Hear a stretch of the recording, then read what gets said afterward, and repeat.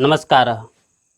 प्रातः स्मरणीय परम पूज्य गुरु जी के चरणों में मैं नमन अर्पित करता हूँ। मैं डॉक्टर राजकुमार संस्कृत सौर्यम चैनल में आप सभी विद्वज्जन सभी छात्र छात्राओं का स्वागत करता हूँ। यदि आप मेरे चैनल पे पहली बार आए हैं तो मेरे चैनल को सब्सक्राइब लाइक कर लें, जिससे संस्कृत के सभी ग्रंथों का पंक्तिशः अध्ययन एवं विशिष्ट व्याख्यानों का आप श्रवण कर सकें, सुन सकें, उसका लाभ उठा सकें।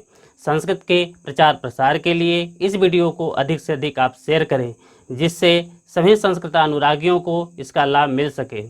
प्रातः स्मरणीय परम पूज्य गुरु जी का संस्कृत सौर्यम चैनल में हृदय से हार्दिक स्वागत एवं अभिनंदन करता हूँ। आइए गुरु जी के श्रीमुख से ग्रंथ का पंक्तिशः अध्ययन करें। धन्यवाद।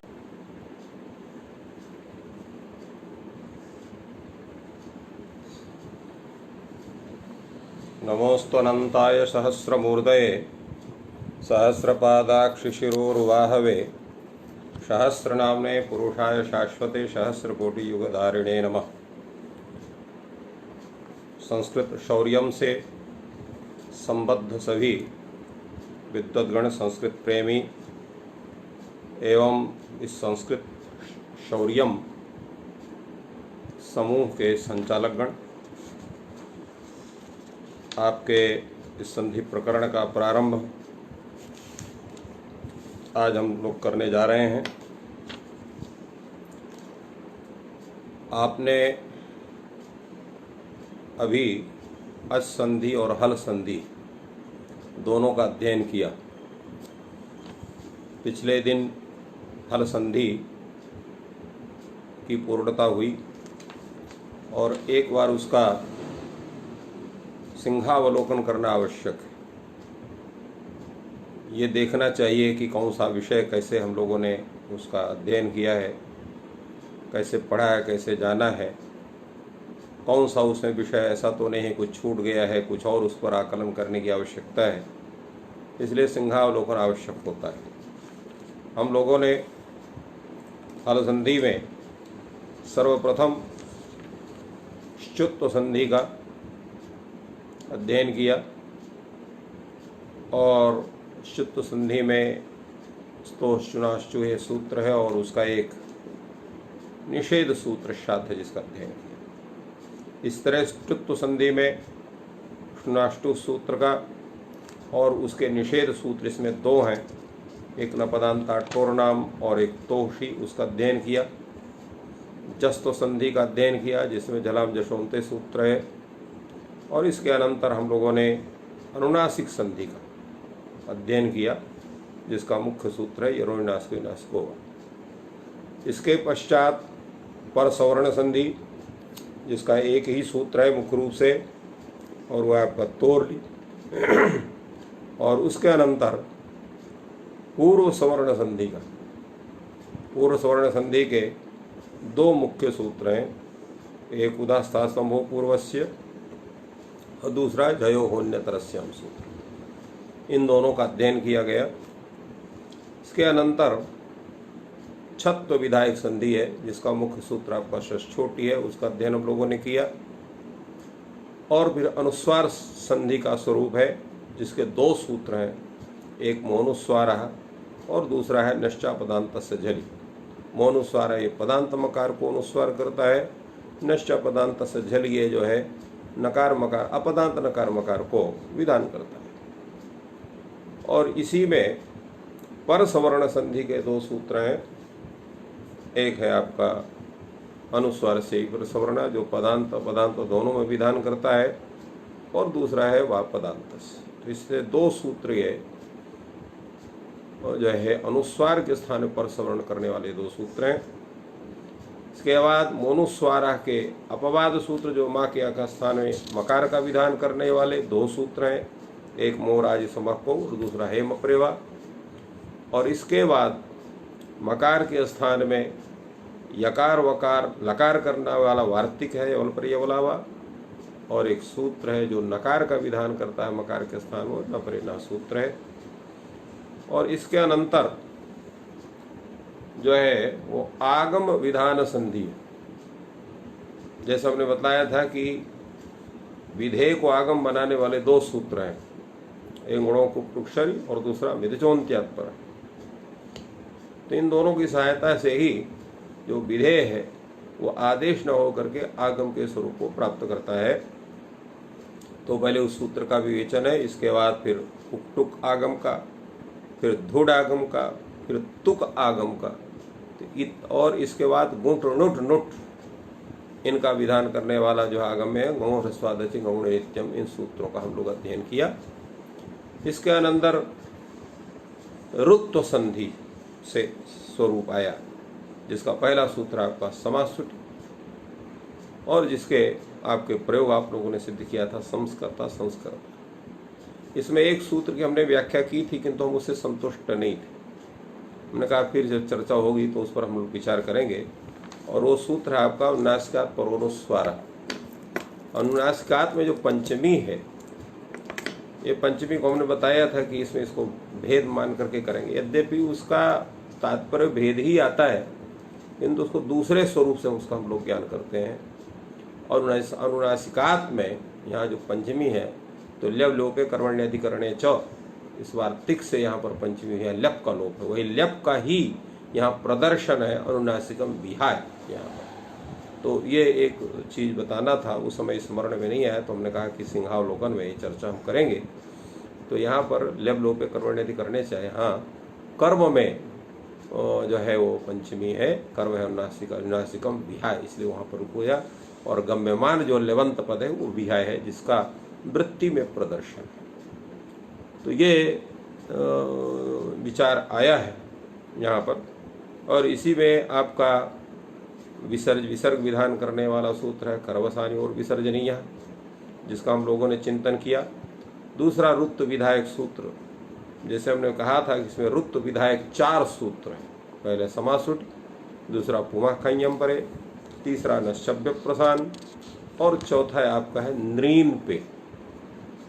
और इसके बाद है इन्हीं के प्रसंग में एक और दूसरा है कानामृडित है, 5 सूत्र है। और इसी में आपका जो है आमृडित संज्ञा के विषय में बतलाने वाला सूत्र तस्य परमामृडितम सूत्र है। और विसर्ग के स्थान में जिह्वा मूली और उपद्मानी का विधान करने वाला सूत्र है आपका उपो आक्का पूछ।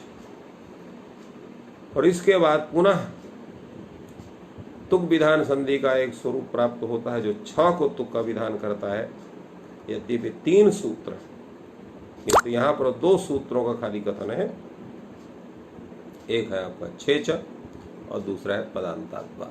दीर्घा सूत्र का उल्लेख यहाँ नहीं हुआ, उसका उल्लेख विशेष रूप से आपको प्राप्त होता है सिद्धांत कौमुदी। तो इस तरह से ये एक पूर्व संपूर्ण सिंहावलोकन हल संधि का आप लोगों ने किया।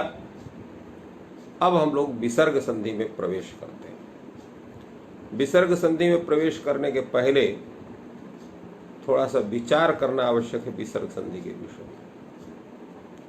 अगर देखा जाए तो अगर हम ये इसका अर्थ करते हैं कि विसर्ग को उद्देश्य करने वाला जो संधि है उसको हम विसर्ग संधि करें, तो विसर्ग को उद्देश्य करके केवल एक ही सूत्र है जो विधान करता है, वो है विसर्जनीय से सा। तो इस सूत्र के अलावा किसी को भी विसर्ग संधि में सूत्र का प्रवेश नहीं होना चाहिए। किंतु ग्रंथकार ने अनेक सूत्रों का स्वरूप यहाँ उपस्थापित किया, तो उस पर थोड़ा सा विचार करने हैं कि ये विसर्ग संधि के सूत्र कैसे हुए। सिद्धांत कौमुदी में प्रायः विसर्ग संधि के ये जितने सूत्र हैं सब उन्होंने स्वादि संधि में रखा। विसर्ग संधि में रखा ही नहीं, केवल विसर्जनीय सा और वाशल 2 ही सूत्र विसर्ग संधि में सिद्धांत कौमुदी में रखे गए हैं, और बाकी सब के सब सूत्र वहाँ जो है वो स्वादि संधि में है। और सिद्धांत कौमुदी के विसर्ग संधि में वो ऐसे सूत्र हैं जो विसर्ग के स्थान में ही वस्तुतः विधान करते हैं, जिनकी कोई चर्चा लोग सिद्धांत कौमुदी में इसलिए नहीं की गई क्योंकि उनकी आवश्यकता कुछ गिने चुने ही प्रयोगों में है। मुख्य वो सामान्य के रूप में बहुत कम सूत्र हैं, तो इसलिए इन्होंने उन सूत्रों को उपस्थापित न किया संक्षेप होने के कारण। तो अब ये विचार होता है कि फिर ये स्वादि संधि वाले जो सिद्धांत कौमुदी में स्वादि संधि में पढ़े गए सूत्र इन्होंने विसर्ग संधि में क्यों किया? क्या इन्होंने समझा कि इनको विसर्ग संधि में रखना चाहिए? अगर किसी से ये प्रश्न किया जाए तो बड़ा मुश्किल है इसका उत्तर होना। किसी भी, ना तो टीका में, न तो परंपरा में, न कोई बताता है, न कुछ करता है, और छात्र की जिज्ञासा वो रह जाती है। तो क्या है उसका उल्लेख?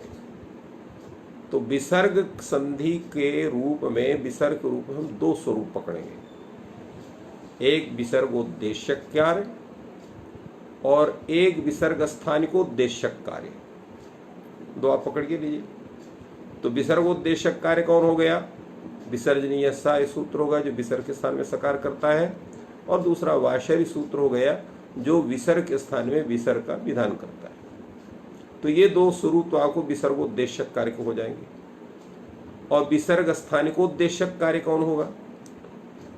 तो विसर्ग स्थानिकोद्देश्यक कार्य होगा जो रेफ स्थानिक कार्य है, क्योंकि रेफ जो है वो विसर्ग का स्थानीय है। रेफ के स्थान में विसर्ग होता है। पदांतस रेफस्य विसर्गा, खरी अवसाने से, खरी और अवसान पर रहते पदांत रेफ को विसर्ग होता है। तो रेफ जो है वो विसर्ग स्थानिक है। तो विसर्ग स्थानिकोद्देश्यक कार्य जो होगा, और तो विसर्ग स्थानिकोद्देश्यक कार्य, विसर्गोद्देश्यक कार्य। तो विसर्गोद्देश्यक कार्य की हमने चर्चा की। अब विसर्ग स्थानिकोद्देश्यक कार्य की हम चर्चा करते हैं।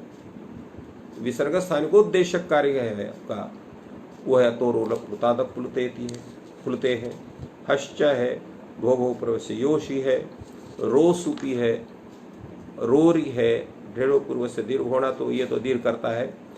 और ये आपका एतत्तदो श्लोकों को नए समास है, और सोच रूपे चेत पाद पूर्णम, इन सबको भी कथनचित उसमें हम रख सकते हैं। तो अब इसमें जो एतत्दो श्लोकों को नए समास और सोच रूपे चेत पाद पूर्णम है, इनको हम विसर्ग स्थान को उद्देश्यक कार्य के रूप में भी नहीं कर सकते। तो क्या करेंगे? विसर्ग स्थानिकोद्देश्यक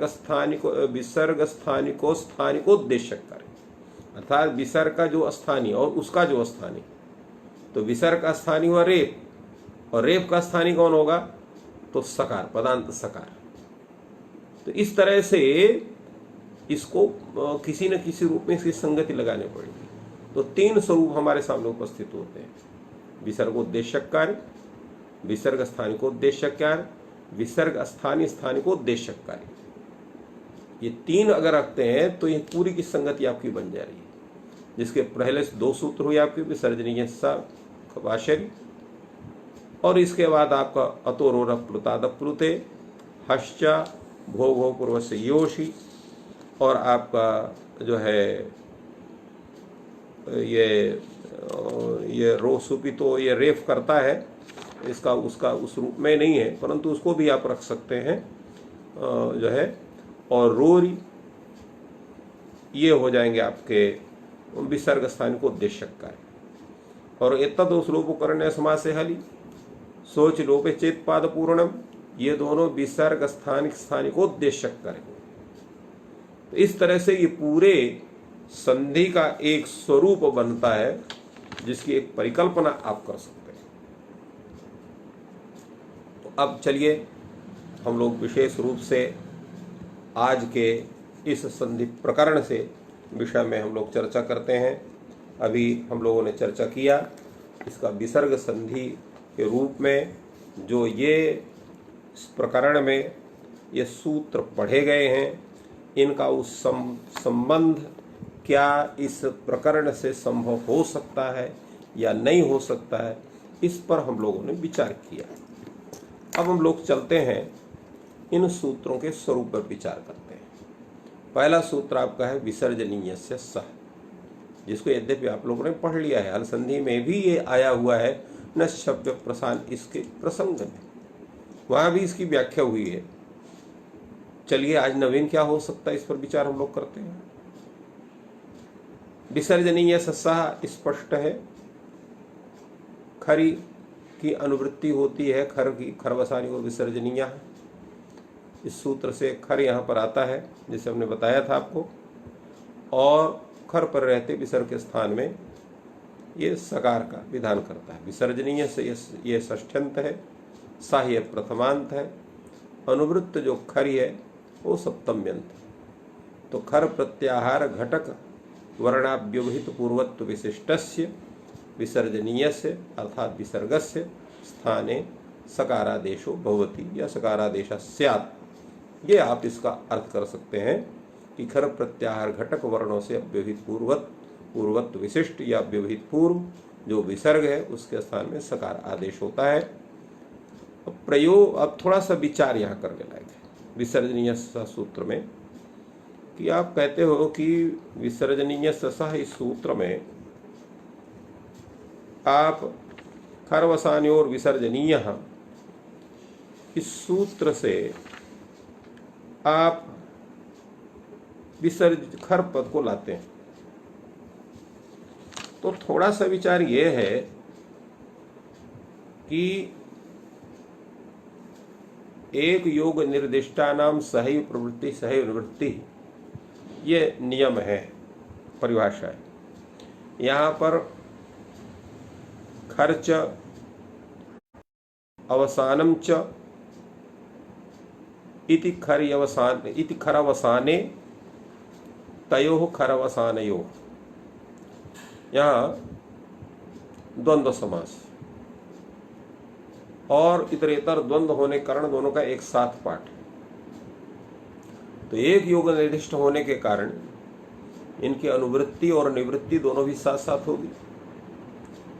तो खर का खाली अनुवर्तन कैसे होगा, इसके विषय में एक बार और इस तरह की चर्चा आई थी, जिसमें हमने कहा था क्वचित एक देशोप्यनुवर्तते, इष्ट स्थल में एक देश की भी अनुवृत्ति संभव है, सर्वत्र संभव नहीं है। यो कुछ नियम अपवाद होते हैं, जैसे कोई घर है उसमें कहते भाई 12 बजे तक सबको भोजन कर लेना है, परंतु कोई अतिथि 12:30 बजे पहुंच गया, तो क्या करेंगे कि आपके घर में 12 बजे के बाद किसी को भोजन नहीं दिया जा सकता, तो अतिथि को भी भोजन नहीं दिया जाएगा। तो नहीं कहते भाई वो अतिथि है, उसको थोड़ी पता है कि 12 बजे तक भोजन हो जाता है, इसलिए उसके लिए अतिरिक्त व्यवस्था करके उसका भोजन की व्यवस्था होती है, उसका सम्मान होता है। इसी तरह से कोई ऐसे प्रयोग है जो सामान्य नियम से जिनका साधुत्व नहीं बन सकता है, वो ऐसे सूत्र हैं जिनका सामान्य नियम से उनका अर्थ नहीं बन सकता है, तो ऐसे सूत्रों के लिए विशेष व्यवस्था हेतु ये परिभाषा आचार्यों ने बनाई, क्वचित एक देशोप्यनुवर्तते, कहीं एक देश की भी अनुवृत्ति होती है। तो यहाँ एक देश जो खर है उतने में ही स्वरितत्व प्रतिज्ञा होगी, और स्वरितेनाधिकारा इस सूत्र के माध्यम से वो खर इतना अंश यहाँ अनुवृत्त होगा, और खरि परे विसर्जनीय से विसर्गा विसर्जनीय से सकार स्यात्, ये इस सूत्र का अर्थ बनता है। तो इस तरह से इस सूत्र के अर्थ का स्वरूप हम प्राप्त करते हैं। प्रयोग है आपका विष्णु स्त्राता, ये दोनों स्वरूप में बनेगा। आप इसको पद संस्कार पक्ष में भी बना सकते हैं, वाक्य संस्कार पक्ष में भी बना सकते हैं। पद संस्कार पक्ष में बनाना इसके लिए ज्यादा अच्छा है, क्योंकि विष्णु पहले आप सिद्ध करेंगे, त्राता पहले सिद्ध करेंगे, और फिर वाक्य का प्रयोग है विष्णु त्राता, तो आपको डायरेक्ट विसर्ग ही वहां प्राप्त होगा, और अवसान पर रहते वहां विसर्ग होगा अवसान के विषय में। तो इस तरह से विष्णु त्राता और विसर्ग के स्थान में आप सकार करते हैं तो विष्णु त्राता। यदि आप वाक्य संस्कार पक्ष को लेते हैं, क्योंकि ये वाक्य का विषय है, तो विष्णु स और त्रात्री स, आप सभी जो त्रात्री स में जो भी कहा है अनंग वगैरह है, वो सब कार्य करने के बाद आप त्राता बनाएंगे, सकार का अलंग्याद्योप करें, रकार का जो है नरोवा प्राप्त कांत शुरू करेंगे, और विष्णु में यहाँ जो सा है उसको आप सजु स्वरूप से रू करेंगे, और रेप होगा, और खर पर रहते, खर यहाँ पर त्राता का त है, उसके पर रहते खरवसाने और विसर्जनीय सूत्र से रेप को विसर्ग करेंगे, तो विष्णु त्राता बनेगा, और तब ये सूत्र आपका प्रयोग। तो खर प्रत्याहार घटक वर्ण कौन है? तकार, उससे अव्यवहित विसर्ग कौन है? विष्णु का विसर्ग, और कैसा है वो? पदांत विसर्ग, क्योंकि आपको पता नहीं यहाँ सब जगह पदांत की अधिकार चल रहा है पदस्य का, इसलिए पदस्य का अधिकार होने से यहाँ पदान्तस्य विसर्गस्य सह ऐसा ही अर्थ करना चाहिए। पदान्तस्य विसर्गस्य, विसर्ग का विशेषण होगा पद, यानी विधि तदंत विधि से वहाँ पर तदंत विधि होगी, तो पदान्तस्य विसर्गस्य, पदांत जो विसर्ग है उसी को होगा और पदांत विसर्ग को नहीं होगा। यह अर्थ करना पड़ेगा, सूत्र में नहीं कह दिया, इसलिए लिखा विसर्जनीय ससा लिखा, परंतु पदस्य का अधिकार है, तो जिसका अधिकार है तो जब तक कोई उसका निषेध वाक्य उपस्थित नहीं है तब तक उसका वहाँ पर अधिकार का उल्लेख करना आवश्यक है, वो अधिकार का भंग नहीं हो सकता। वहाँ अधिकारों नाम उत्तरोत्तर सूत्रानुवृत्ति, उत्तरोत्तर सूत्रों में अनुवृत्ति होना ही अधिकार का स्वरूप है। तो यहाँ पर जो है पदांत विसर्ग है विष्णु का विसर्ग, उसके स्थान में आप सकार कर देंगे, विष्णु स्त्राता, वर्ण सम्मेलन में विष्णु स्त्राता, ऐसा इसका स्वरूप बनेगा। अगला सूत्र है आपका वाशरी। चलिए वाशरी का हम लोग विवेचन करते हैं। वाशरी में इसका भी अर्थ करने के लिए थोड़ा सा आपको मशक्कत करनी पड़ेगी, थोड़ा प्रयत्न करना पड़ेगा।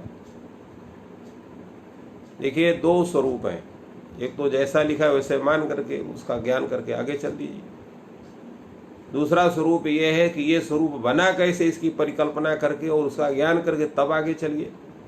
हम लोग द्वितीय पक्ष को लेते हैं, क्योंकि इससे इस सत्र में सम्मिलित जो भी हैं वो सब पूर्व ज्ञात विषय वाले हैं, तो उनके लिए कुछ ऐसा चाहिए कि जो कुछ नई भी चीज़ हो और अगर पुरानी भी है तो उसकी आवृत्ति हो। तो यहाँ वाशरी सूत्र में विसर्जनीयस्य इस सूत्र की तो अनुवृत्ति होती ही भी है, और खरवसान्योर विसर्जनीय सूत्र से विसर्जनीय की अनुवृत्ति होती है, और शरी लिखा ही है, वा लिखा ही है, तो अर्थ बन जाएगा विसर्जनीयस्य स्थाने विसर्जनीय वा स्यात् शरी।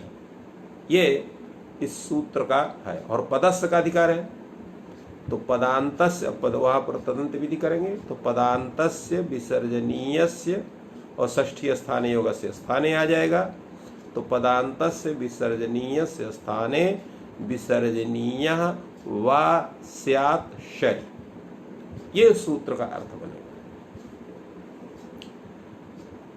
विसर्जनीय और विसर्ग ये दोनों पर्याय हैं,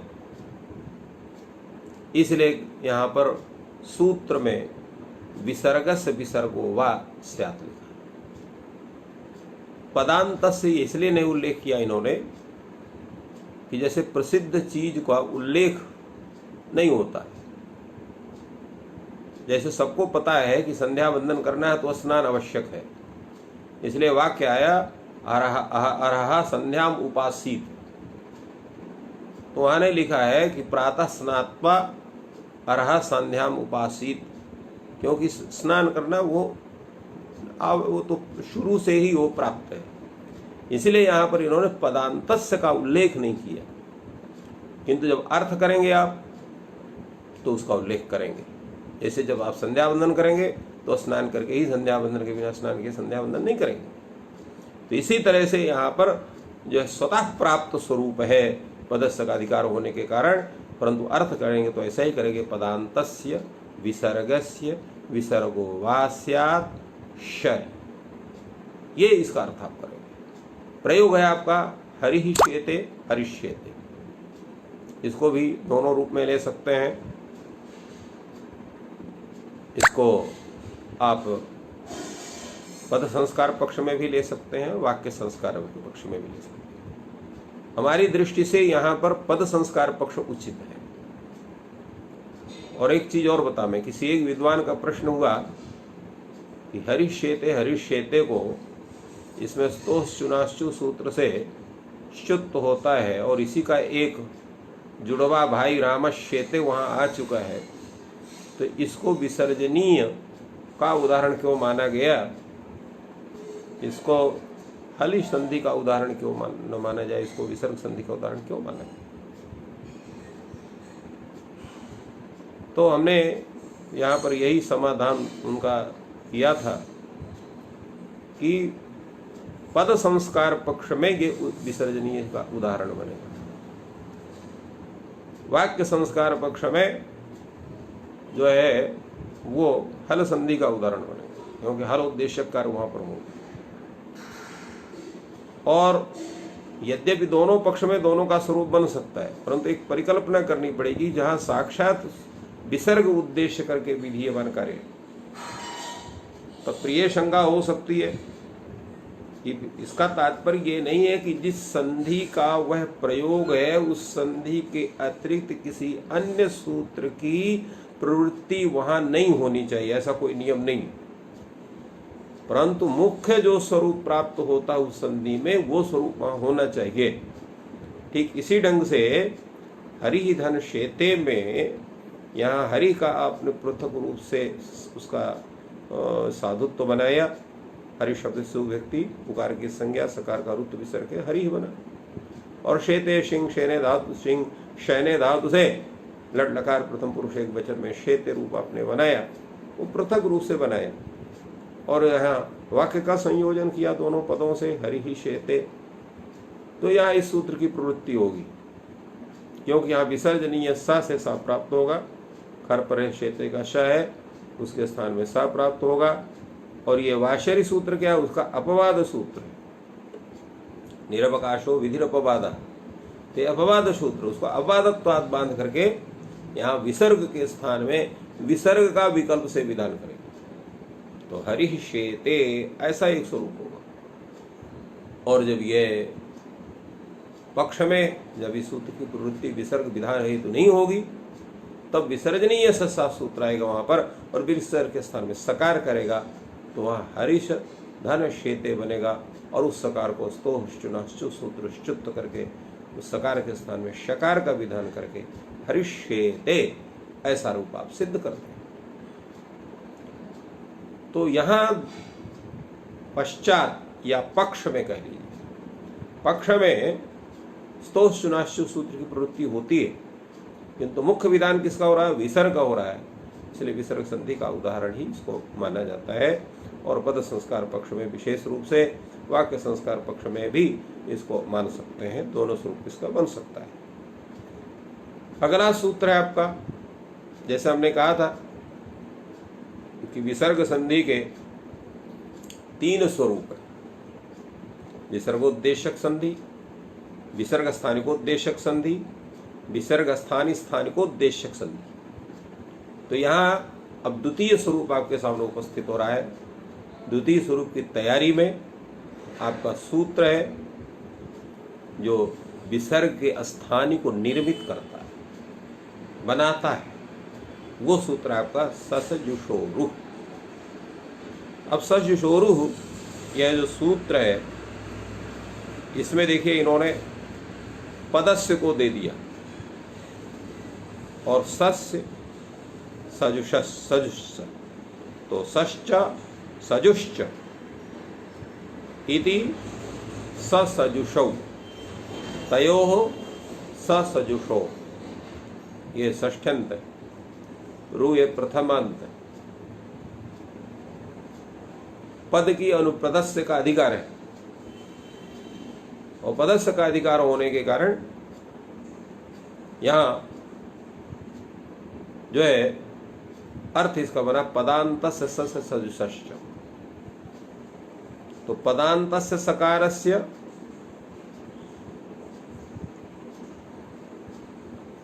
और पदान्तस्य सजुषश्च सकारस्य,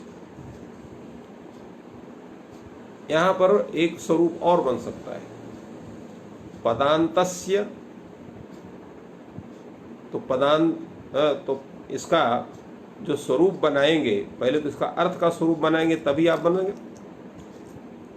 तो वस्तुतः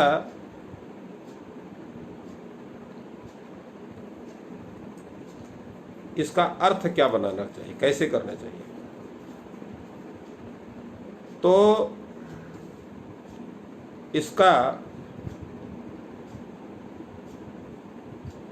अर्थ तो यद्यप यहां लिखा है इन्होंने, पदान्तस्य सस्य सौश्चस्य रुस्यात्।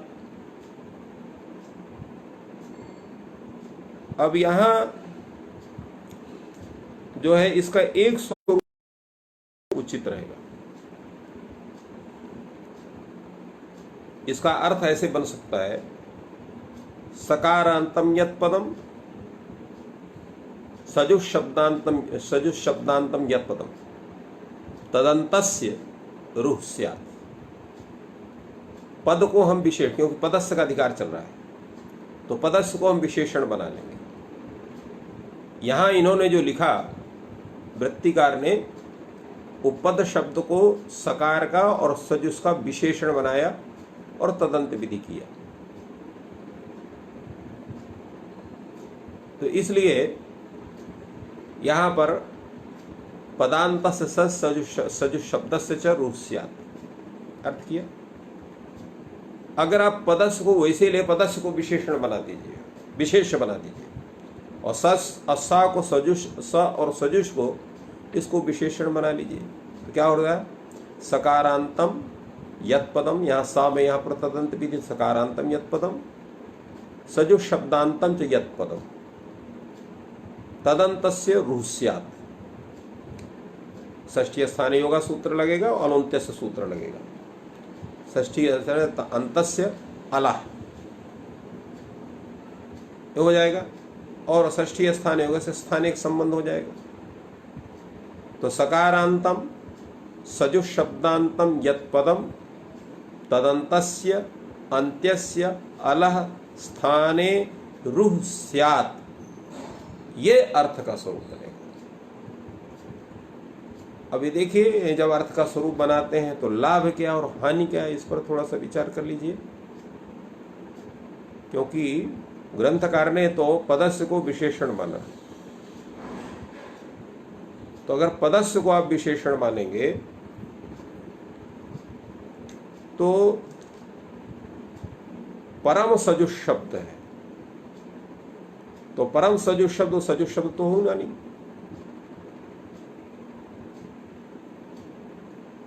पदान सजुष शब्द आप ले लेंगे तो सजुष शब्द होगा नहीं, क्योंकि सजुष शब्द से तत् आनपूर्वी गृहीत होगी। परम सजुष में वो आनपूर्वी है नहीं, तो परम सजूर भ्याम ये नहीं बनेगा। इसलिए यहां पर अर्थ करना पड़ेगा, सकारांतम सजुष शब्दांतम यत् पदम तदंतस्य अंत्यस्य अलह स्थाने रूह स्यात्, ये अर्थ हम करेंगे। जब ये अर्थ करते हैं तब भी एक कष्ट होता है। कष्ट क्या होगा, जो केवल सजुष शब्द है वो सजुष शब्दांत कैसे होगा। तो फिर सजुर्भ्याम अगर बना रहे हैं तो सजुष के सकार को वहां रू कैसे होगा, ये प्रश्न उठता है। इस प्रश्न का समाधान है आद्यंतवदेकस्मिन्, तो इसमें व्यविदेशवत भाव होगा। व्यविदेशवत भाव, तो व्यविदेशवत भाव करेंगे। आद्यंत वो भी एक ही चीज है, व्यविदेशवत भाव हो, तो व्यविदेशवत भाव कर देंगे आप। तो व्यविदेशवत भाव करने से यहाँ पर जो है, तो ये जो सजुष, जो अकेले जो सजुष शब्द है वो भी परम सजुष शब्द बन जाएगा। तो कहा भाई ऐसा है कि अगर आप इस तरह से करोगे तो एक और परिभाषा है, व्यविदेशवद्भावो प्रातिपदिकेन। प्रातिपदिक के विषय में व्यविदेशवद्भाव नहीं होता। जो प्रातिपदिक के विषय में व्यविदेशवद्भाव नहीं होगा तो सजुष तो प्रातिपदिक है, व्यविदेशवद्भाव होगा नहीं। तो जो स्वतंत्र सजुष शब्द है उसमें रू का विधान नहीं हो पाएगा, ऐसा कोई आशंका कर सकता है। उसका समाधान ये है कि व्यविदेशवद्भाव प्रातिपदिकेन, और जो है ग्रहणवता प्रातिपदिक तदंत विधिर नास्ति, ये दोनों उदाहरण प्रत्यय विधान के संदर्भ में है। यहाँ प्रत्यय का विधान उस प्रातिपदिक विशेष से नहीं हो रहा है, यहाँ आदेश का विधान हो रहा है। इसलिए इन दोनों परिभाषाओं की प्रवृत्ति यहाँ नहीं होगी। न तो ग्रहणवता प्रातिपदिक तदंत विधिर नास्ति और न व्यविदेशवद्भाव अप्रातिपदिक। इन दोनों परिभाषाओं की यहाँ प्रवृत्ति ना होने के कारण यहाँ सजुष शब्द से विद विदेश भाव के सजुष शब्द ही सजुष शब्दांत मान करके और उसमें रुत्व कार्य हो सकता है। तो ये विचार होते हैं और इसका अर्थ जो बनता है और विद्वान लोग जिस अर्थ का पूर्ण समर्थन करते हैं तो यही माना जाएगा सकारांतम सजुष शब्दांतम यत् पदम तदंतस्य अंत्यस्य अलः स्थाने रुह स्यात्। तो इस अर्थ मानने पर कहीं भी कोई समस्या नहीं होती है और सभी का समाधान होता है। अब चलते हैं हम अगले सूत्र में। अगला सूत्र है हमारा अतोरप्लुतादप्लुते अप्लुतादतः परस्य रोरुस्यादप्लुतेति। ये सूत्र का अर्थ है।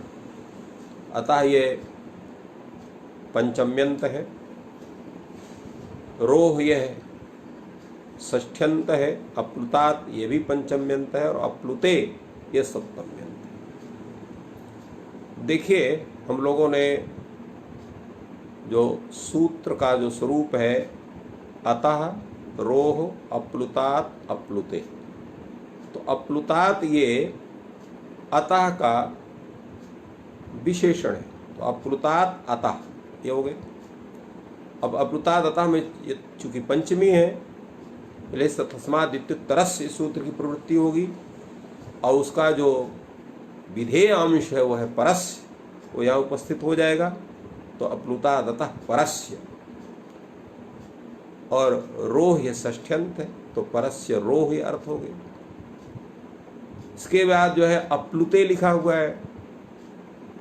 अब यहाँ पर दो ऐसे शब्द हैं जिनका सूत्र में उल्लेख नहीं है, एक है उह और एक है अति। तो ये दोनों कहाँ से प्राप्त होते हैं इसका ज्ञान हम लोगों को करना चाहिए। एक सूत्र है ऋत उत। तो ऋत उत इस सूत्र से उत की अनुवृत्ति होती है, वही उत यहाँ पर उह है। और जो अति है वो कहाँ से आए उसका भी तो ज्ञान करना आवश्यक है। तो कहा जो अति है उसकी जो अनुवृत्ति हो रही है वह जो है तो हाँ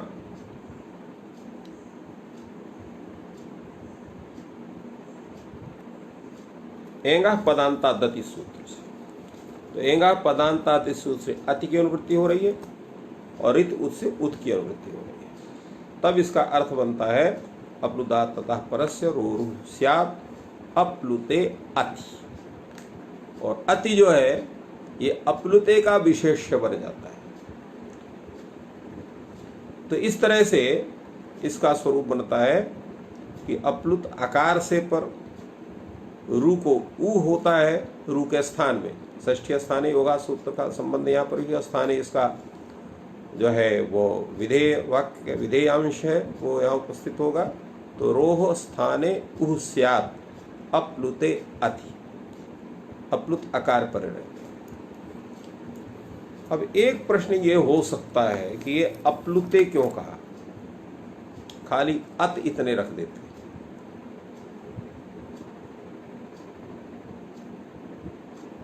तो क्या दिक्कत है इसको करने से? देखिए दो प्रकार के ह्रस्व आ हमें प्राप्त होंगे। एक वे जो स्वतः ह्रस्वकार है, एक वे जिनको ह्रस्व आकार जो ह्रस्व आकार को प्लुत का विधान हो गया है। जैसे उदाहरण आगच्छ कृष्ण अत्र गौश्चरति में जो कृष्ण कर्णा का आ है वो तो ह्रस्व था। दूरा दोते च उस सूत्र से आपने वहां पर उसको अपने प्लुत का विधान कर दिया।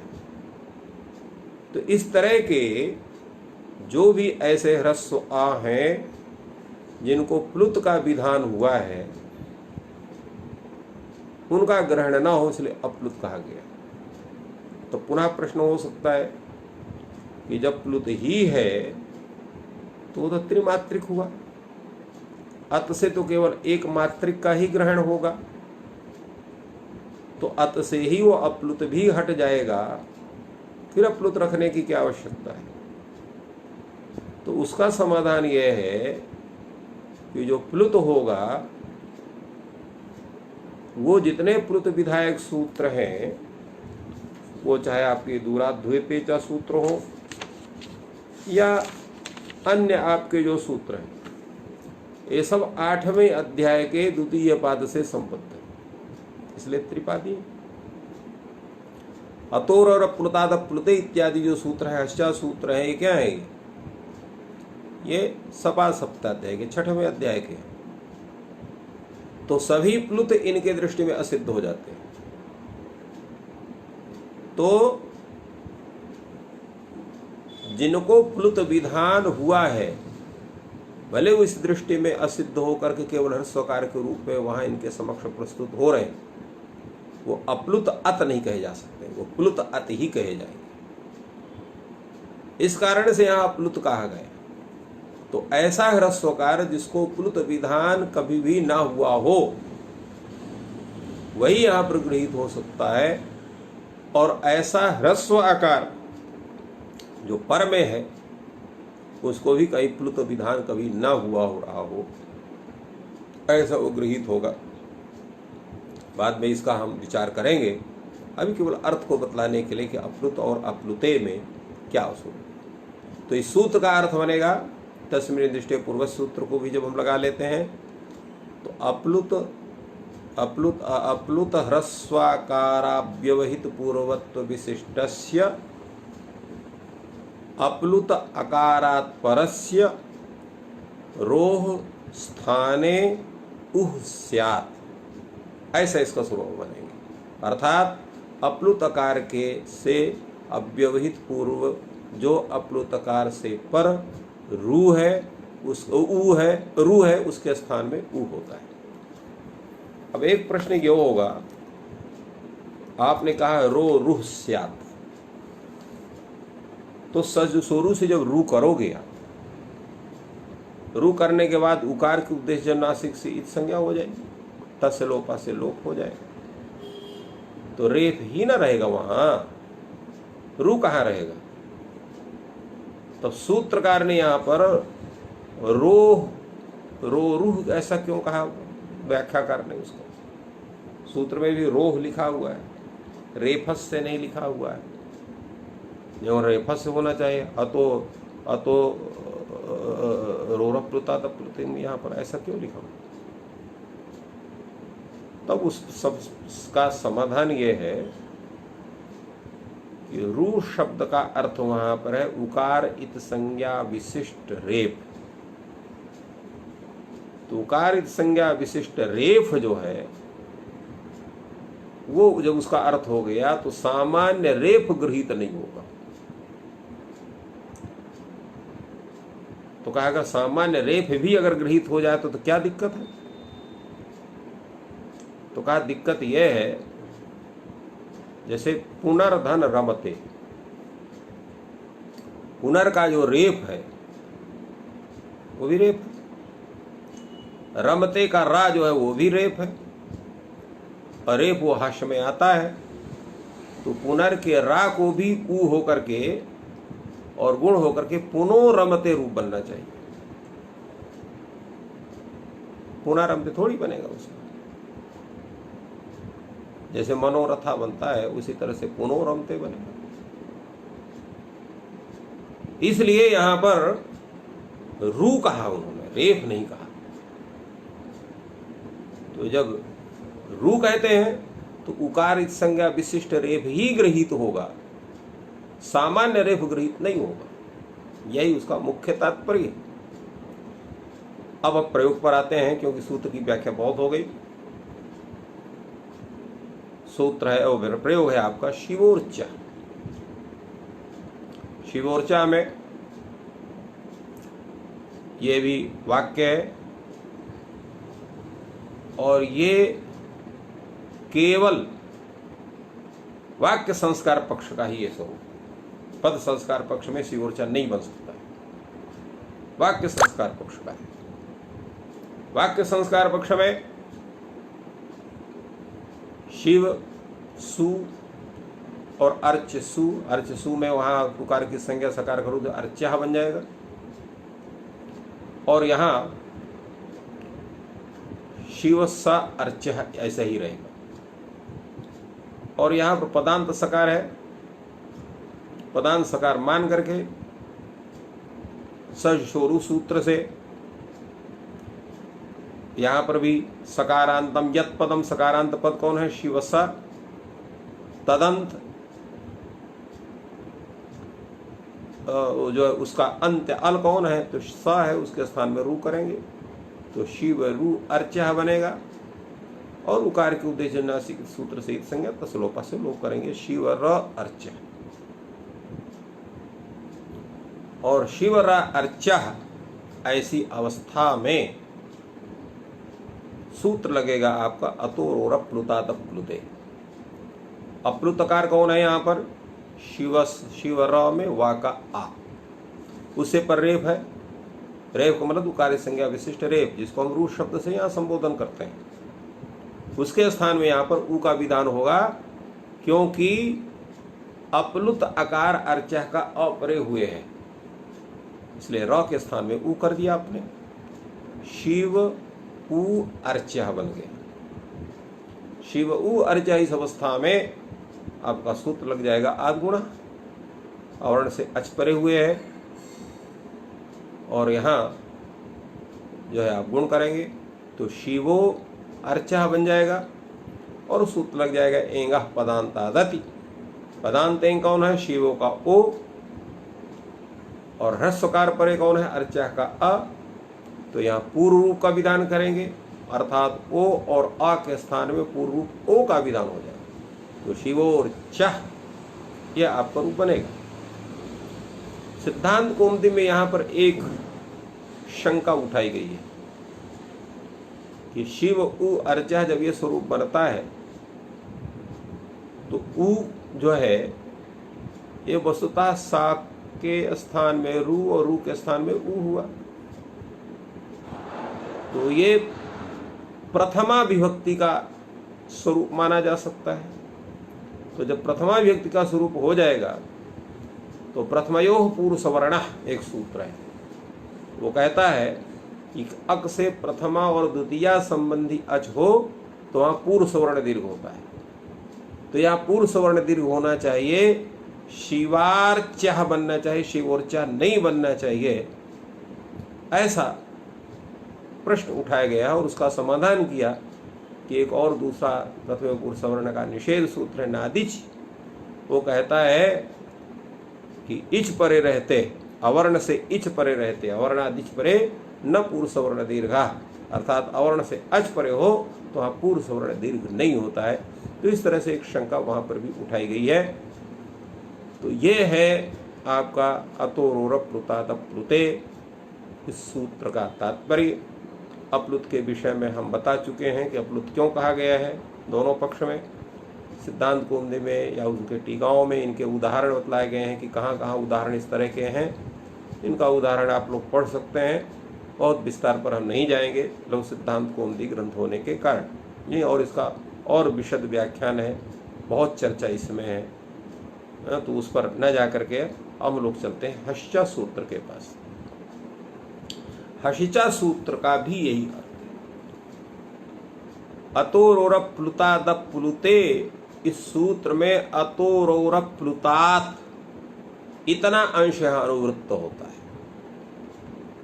तो कहे अप्लुते क्यों नहीं अनुवृत्त होता है? तो कहे हश जो लिखा हुआ है, हशिचा, तो हशी जो लिखा हुआ है इस कारण से माँ की अंश की अनुवृत्ति नहीं होती है।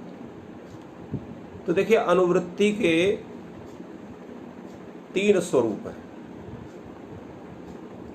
कौन कौन से हैं तीन स्वरूप? एक है तैलधारावत स्वरूप, एक है मंडू का प्लुत स्वरूप जिसकी चर्चा हम कई स्थानों में कर चुके हैं, और एक है अनुकर्षण स्वरूप।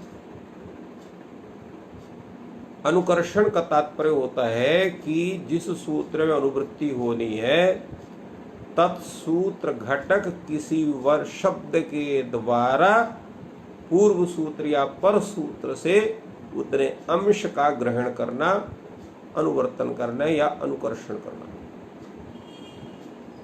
हस्या सूत्र में चकार पद दिया हुआ, तो इस च पद से अतोरोर प्लुतात इतना अंश तो अनुवृत्त होगा, किंतु अप्लुते इतने अंश की इनको आवश्यकता नहीं है हस्य का कथन होने के कारण, इसलिए वो अंश अनुवृत्त नहीं होगा। और ऋत उत से उत की अनुवृत्ति होगी। हस्य का कथन होने का इंगा पदांत आदि से अति यहाँ अनुवृत्त नहीं होगा, तो अर्थ क्या बनेगा? अप्लुतादतः परस्य रोरु स्यात् हसि, ये इसका वृत्ति बनेगी। अप्लुतादतः परस्य रोरु स्यात् हसि, अर्थात अप्लुतकार से पर जो रू उसके स्थान में ऊ होता है, हश परे रहते हैं।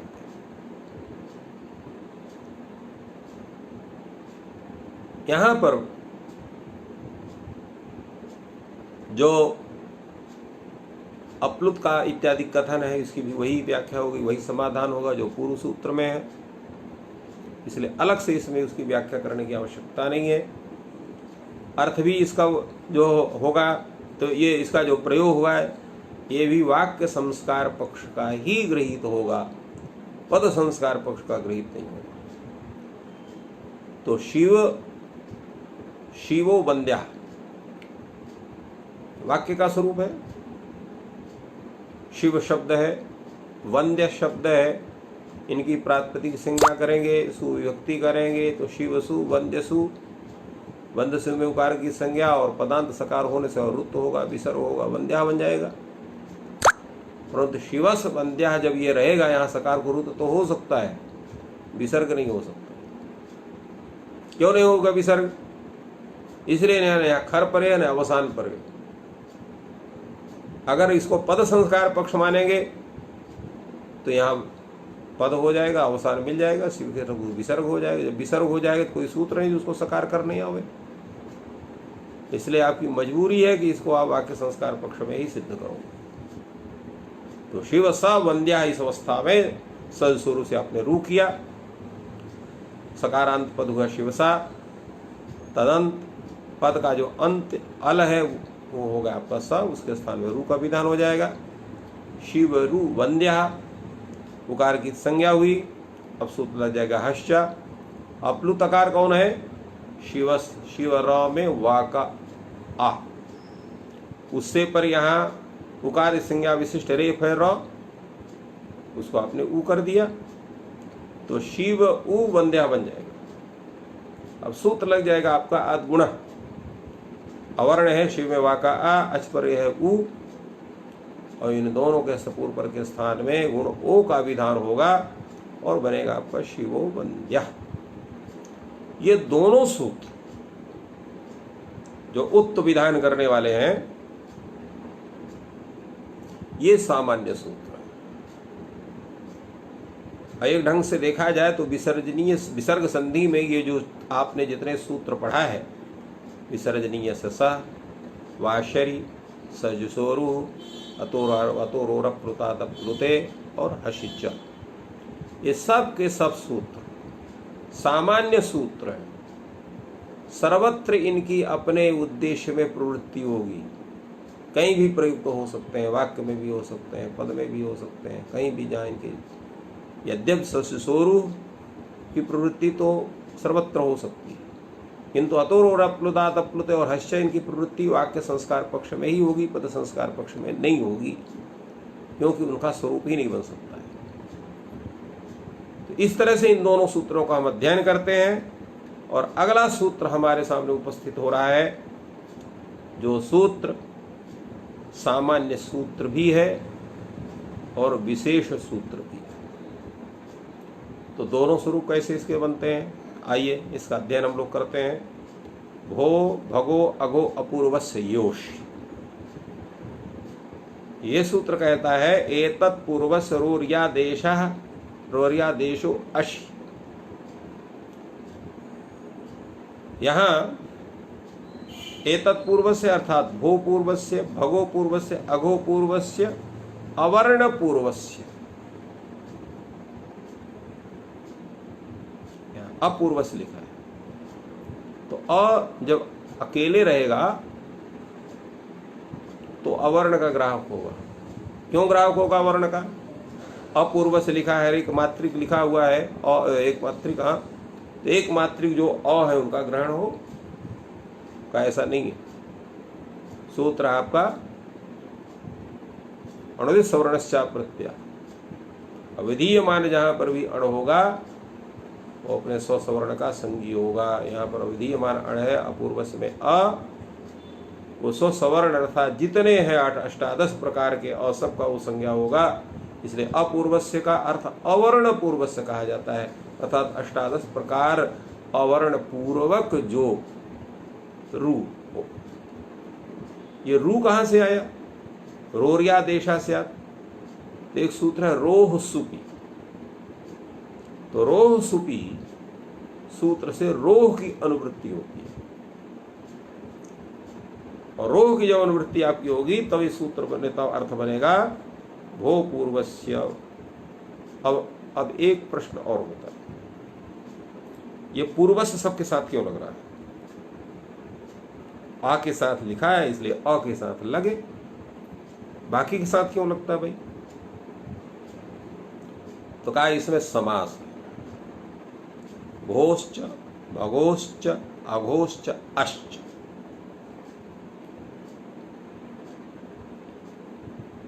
इति भो भगो अघो आह, भो भगो अघो आह पूर्वाह यस्य सह भो भगो अघो अपूर्वः तस्य भो भगो अघो अपूर्वस्य। तो भो और भगो और अघो और आ ये है पूर्व में जिससे होगा पूर्वाह, यस्मात् करेंगे, यस नहीं यस्मात् करना ठीक रहेगा। भो भगो अघो आह पूर्वाह यस्मात् सा। तो जब ऐसा विग्रह करते हैं तब ये इसका स्वरूप बनता है। तो एक जो है परिभाषा है द्वंद्वादो द्वंद्व मध्य द्वंद्वान्ते च श्रूयमाणम पदम प्रत्येकम अभिसंबध्यते।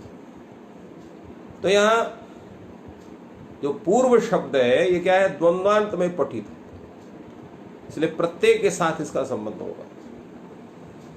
तो अर्थ क्या बन जाएगा? भो पूर्वस्य, भगो पूर्वस्य, अघो पूर्वस्य, अपूर्वस्य, अर्थ बनेगा। तो प्रश्न ये हुआ कि ये तो चलो ठीक है, तो भो भगो अघो अपूर्वस में भगो अघो और अघो अ, यहां संधि क्यों नहीं है? ये पदांत आकार है, ओकार है। अघो भो का भगो का ओ और अघो का ओ एंगा पदांत से पूर्व होना चाहिए, और समास भी है, इसलिए समास आप संधि को आप अनित्य में नहीं कर सकते हैं। तो इसका सीधे इसके दो स्वरूप हो सकते हैं। मुख्य एक ही स्वरूप है कि सौत्रत्वा संधिर्णा, सौत्र होने के कारण छांदस्वास संधि यहाँ नहीं हुई। अव्यक्षा हम कह नहीं सकते हैं कि वाक्य होने से अव्यक्षा, ये वाक्य है नहीं, ये समस्त शब्द है। इस कारण से सौत्रत्वा संधिर्ण अर्थात ये सूत्र में सूत्रकार की इच्छा है, सूत्रकार कहीं कहीं स्वेच्छा से अपना संधि नहीं करते हैं। दूसरे छंदोवत सूत्राणि भवन्ति, ये जितने सूत्र हैं ये वेदवत माने जाते हैं। वेद में तो वेद में यथोपदिष्ट विचार होता है, जैसा उनका उपदेश है वैसे ही उसमें साधुत्व विचार होता है। सूत्रों का भी वही स्वरूप है, जैसे उनका उल्लेख है वैसे ही उनका भी विचार होगा, पृथक विचार उसका नहीं होगा। इस कारण से यहाँ पर संधि विधान भी नहीं हुआ। भो भगो अघो अपूर्वस्य योश, ऐसा ही इसका स्वरूप बनेगा। इसलिए इसका अर्थ भी इन्होंने वही लिखा जो आपने अभी सुना अभी तक, एतत् पूर्वस्य लिखा। एतत् पूर्वस्य का मतलब एतत्, यह शब्द जो है क्या है, ये एतत् एते पूर्वाः यस्मात् असौ एतत् पूर्वः तस्य एतत् पूर्वस्य, अर्थात भो पूर्वस्य, भगो पूर्वस्य, अघो पूर्वस्य, अवर्ण पूर्वस्य। इस तरह से एवं भूत जो रू हो, हाँ, उसके स्थान में रू का मतलब उकारित संज्ञा विशिष्ट रेफ, उसके स्थान में य आदेश होता है। यह अशि लिखा, यह इति प्रथमांतम पदम, अशि इति सप्तम पद है, तो यह जो है प्रथमांत है। और पूर्वस्य में चूंकि यहाँ पर षष्ठी है, इसलिए आपको षष्ठी स्थाने योगा से स्थाने पद होगा। एतत् पूर्वस्य रोह स्थान है, रूह के स्थान में यह आदेश होगा अश के परे रहते, तो ये सूत्र का अर्थ आपका सिद्ध होता है। समय चूंकि आपका अधिक हो गया है, इसलिए आज हम लोग यहीं पर विश्राम करते हैं और कल जो है इस संधि की संभवतः पूर्णता होगी। तो आज आप सभी विद्वज्जनों को, सभी श्रोताओं को, सभी संस्कृत प्रेमियों को, जिज्ञासुओं को, सबको धन्यवाद ज्ञापित करते हुए, प्रणाम करते हुए आज इस सत्र की यहीं संपूर्णता की घोषणा करते हैं। जयतु संस्कृतम, जयतु भारत।